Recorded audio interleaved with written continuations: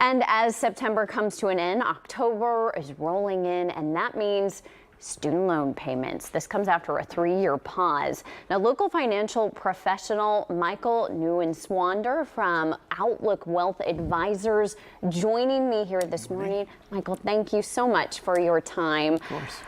We know that this is a big topic, a stressful topic for many people. Yeah. And when we talk about debt, what are Texans dealing with right now, the general household? Yeah, so the average student loan in Texas is about $26,000. And while that in and of itself, is actually below the national average in the big picture, the scary part is $70 billion a year go towards paying on student debt. And so that's 3 years, nobody's had to pay it. So that's going to be a big adjustment, starting here in a couple of days. I mean, the countdown is on right now. And as you said, a big adjustment for many families, what this will look like for their finances. What should borrowers know right now about that Save Repayment Plan? So the new program, so as many of us know, the original one sort of got struck down over the summer. So they pieced together a new one. It's much more limited as part of it. So it's really geared towards people that make $60,000 or less.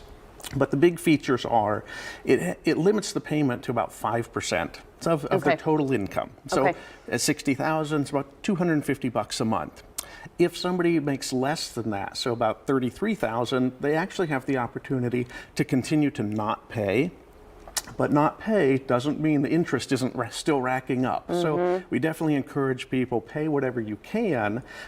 But there is also truly a forgiveness component. But that's for people that have paid on time and on schedule for 20 years. So it definitely pays. If you paid on schedule, they will wipe out the complete loans for about 800,000 people. Okay, a lot to keep track of there. We know the Biden administration has referenced this on-ramp period. Walk us through what this is, who qualifies, who doesn't, what does this mean? So the on-ramp is basically looking, as these interest payments or the loan payments start back up here next month, for people that truly just can't afford to pay it. They've had to deal with inflation over the last few years, maybe they just don't have the money.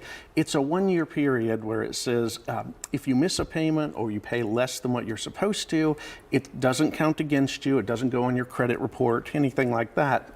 However, that also ends September of 2024. So for people who still can't make it at that point in time, you actually have to go to studentaid.gov, apply, and you might be able to get a deferral for another 1 to 3 years, but that's going to be on a individual financial situation at that point. Michael, what do you think is the biggest thing that people need to keep in perspective at the forefront of their mind right now as we get closer to October, to this date? Yeah, I mean, the biggest part is really looking at the budget. What can they actually afford? Because even if you can't afford exactly what you're supposed to pay, beginning to pay something definitely helps. It'll knock that interest down, because interest is accruing for everybody now starting next month. And also, evaluate your profession. For those of people who are maybe still in college or still starting out, certain professions still allow student loan forgiveness.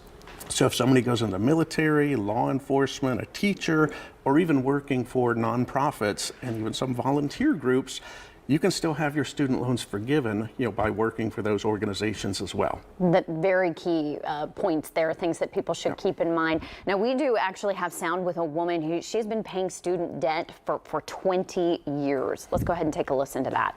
If I had that ability to talk to my younger self, I would have never, ever gone for that law degree. These student loans have been a noose around my neck for 20 years. You heard her say that. You can hear that regret in her voice there. What do you say to folks who are maybe in a similar situation, who just don't feel like there's any light at the end of the tunnel here? Yeah, with the new program, quite honestly, the best thing most people can do is make sure they go to the studentaid.gov, because in that scenario, if somebody's been paying for 20 years and they've been, they haven't fallen behind, they're not delinquent, she may be one of those 800,000 people who actually gets it forgiven.